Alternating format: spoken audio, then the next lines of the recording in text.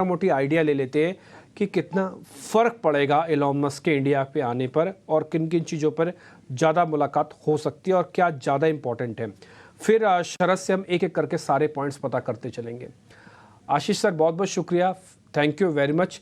जब भी ऐसा कुछ स्पेशल होता है तो हमको हमेशा आपकी याद आती है, क्योंकि आपका इंटेलिजेंस का लेवल काफ़ी अच्छा, आप काफ़ी पढ़ते भी हैं, काफ़ी जानते भी हैं, तो वो हमारे काम आ जाता है। हम सब अब कहाँ जाएंगे पढ़ने, आपसे सुन लेते हैं, तो आपसे ही हमको काफ़ी मिल जाता है। सर, जो एलोन मस्क आ रहे हैं इंडिया में, हमारे रिपोर्टर बता रहे हैं कि करीब 48 घंटे रहेंगे और उनका मेन फोकस तो ईवी और टेस्ला के बिजनेस से ही है। लेकिन खबर बाज़ार में ये भी है कि स्टार्टअप्स को भी वो टच करेंगे। हो सकता है वो मुकेश अंबानी से भी मिलें, कुछ और बड़े बिजनेसमैन और एंटरप्रेन्योर से भी मिलेंगे भारत में। उनकी यात्रा आप कैसे देखते हैं, इंडियन मार्केट के हिसाब से, इंडियन इकोनॉमी के हिसाब से? Thank you so much. शुक्रिया, आपके बड़े अच्छे अपने शब्द यूज किए मेरे लिए, thank you so much. And मैं ये समझूंगा कि टेस्ला, देखो, अब ऑब्वियसली बहुत अच्छा डेवलपमेंट है क्योंकि इतनी बड़ी इन्वेस्टमेंट आएगी।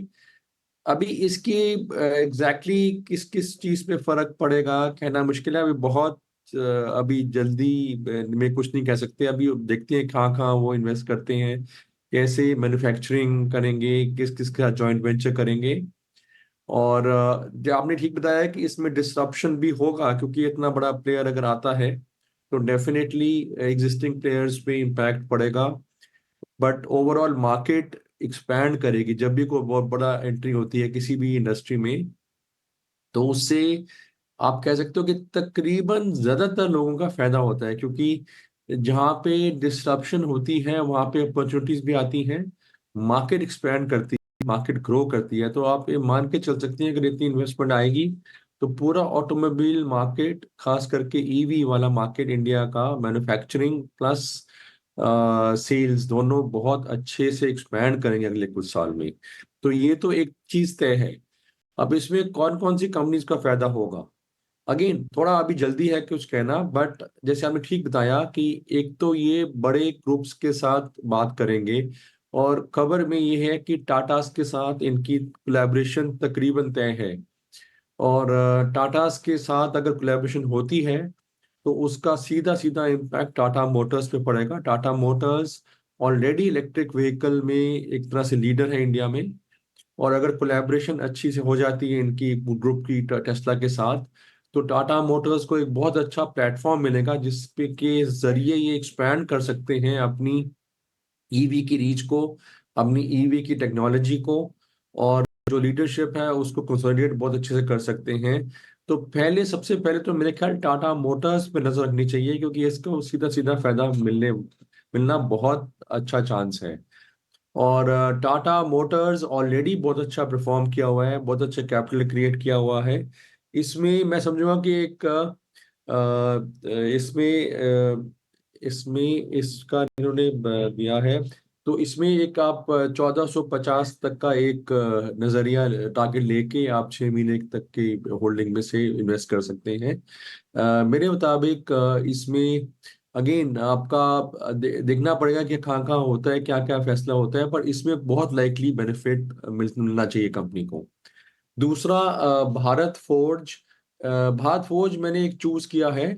उसमें आप, मैं ये भी बोलूंगा कि जनरली जो ऑटो एक्सलरी सेक्टर है उसको बेनिफिट मिलना चाहिए, क्योंकि बहुत सारे कॉन्ट्रैक्ट्स निकलेंगे इस कोलैब, जो भी प्लांट आएगा इनका। तो जो भी well established auto ancillary companies हैं, इंक्लूडिंग भारत फोर्ज, ऊनो मिंडा, मदरसन सुमी, इन सब को कहीं ना कहीं बेनिफिट मिल सकता है। पर अगर, क्योंकि अभी अभी थोड़ा अर्ली डेज है, तो कोई एक चुनना हो तो भारत फोर्ज, मेरे ख्याल इस पे अगेन बातें भी चल रही हैं कि इनकी भी टॉक्स हो रही हैं, तो इसको इमीडिएट बेनिफिट मिल सकता है अगर टेस्ला के साथ इनकी कोलैबोरेशन हो जाए। 1450 का अगेन टारगेट 6 महीने के व्यू से। इसके अलावा रिलायंस इंडस्ट्रीज, अगेन जैसे आपने ठीक बताया, मुकेश अंबानी जी के साथ भी उनको मिलना है। और रिलायंस एक तरह से पिछले कुछ सालों से हमने देखा है फोर फ्रंट है टेक्नोलॉजी में। जो भी नई टेक्नोलॉजी आ रही है उसमें रिलायंस बहुत अच्छे से कैप्चर कर रहा है और एग्जीक्यूट भी कर पा रहा है। तो एक कोई मान के चल सकते हैं कि रिलायंस के साथ भी इनका कोलैबोरेशन होगा। तो उसमें लोकल लोकल जो इनकी मैन्युफैक्चरिंग में इनका जो ये बात समझ में आ रही है कि लोकल मैन्युफैक्चरिंग में रिलायंस और इनका जॉइंट वेंचर हो सकता है, तो उससे रिलायंस को सीधे सीधा बेनिफिट मिलता है। रिलायंस एनीवे बहुत डाइवर्सिफाइड, जैसे आपको मालूम है, बहुत डाइवर्सिफाइड, बहुत लार्ज कंपनी है। कितना इम्पैक्ट आएगा कहना मुश्किल है, बट वैसे भी रिलायंस एक 3200 का टारगेट के साथ आप निवेश कर सकते हैं 6 महीने के लिहाज से। ओवरऑल जैसे मैंने बताया कि मैन्युफैक्चरिंग इंडिया के लिए एक बहुत अच्छा बूस्ट मिलेगा, खास करके ऑटो एंसिलरी, और खास करके वो ऑटो एंसिलरी जहाँ पे कि नई नई टेक्नोलॉजी के साथ उनका लिंक्ड है। जैसे मैंने उनो मिंडा बताया, अभी कोई ऐसी कोई बात नहीं चल रही, पर मेरे को लगता है कि जैसे उनो मिंडा के पास सेंसर्स और ऐसे जो नई नई कार्स में यूज होते हैं, इलेक्ट्रिक व्हीकल्स में यूज होते हैं एंसिलरी एसेसरीज और प्रोडक्ट्स, उनमें उनके खास एक स्ट्रेंथ है। तो वैसी कंपनीज को आप चुन के आप नजर रख सकते हैं, जैसे जैसे आपको खबर मिलेगी तो आप उनमें निवेश कर सकते हैं। Overall very positive I think for auto ancillary and for manufacturing in general for India.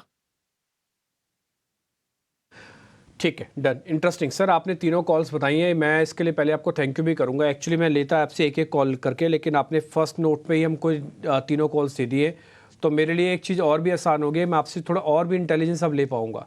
तो पहले तो मैं बता देता हूँ कि टाटा मोटर्स एक बेनिफिशियरी है। आप इसको मान के चलेगा कि इलॉन मस्क के इंडिया पे आने पर टाटा मोटर्स बेनिफिशियरी हो सकता है, वो ज्वाइंट वेंचर के तौर पर, टेक्नोलॉजी के डेवलपमेंट के तौर पर। आपको भी पता है ना एक बात तो अच्छे से, दर्शकों को भी, कि इस समय ईवी की गाड़ियाँ बहुत महंगी हैं। टेस्ला आता है, प्रीमियम लेके आएगा, हो सकता है टेक्नोलॉजी लेके आए, हो सकता है नया सेटअप करके आए। ये कंपटीशन का भाव भी लाएगा और एक मार्केट का भाव भी लाएगा। और आपको एक चीज़ का और भी आइडिया है कि भारत ऑटो का हब है। भारत इकलौता ऐसा देश है जहां पर आपको मल्टीनेशनल कंपनीज की गाड़ियां एक साथ सड़कों पर चलती हुई दिखेंगी।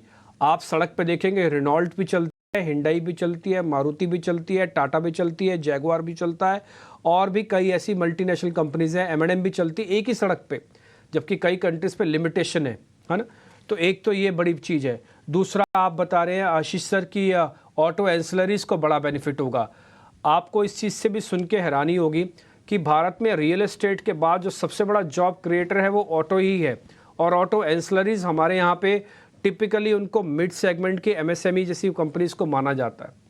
तो अगर टेस्ला जैसा बड़ा जाइंट भी इंडिया के अंदर आता है तो उन सारी कंपनीज को एक नए लेवल की चेंजेस उनके अप्रोच में हम ज़रूर होते हुए। मैं जब स्टार्टअप की बात बोलता हूँ तो हमारी एक रिपोर्टर हैं, उनसे मैं ज़रा मोटा मोटी आइडिया ले लेता हूँ कि स्टार्टअप को लेकर क्या एलन मस्क सोच रहे हैं। सुमिता मेरी सहयोगी मेरे साथ जुड़ रही हैं, उनसे एक बार पहले पूरी थॉट प्रोसेस लेते हैं, फिर एक आखिरी सवाल समय रहेगा तो फिर आशीष से और पूछेंगे। सुमिता जरा आप बताएं।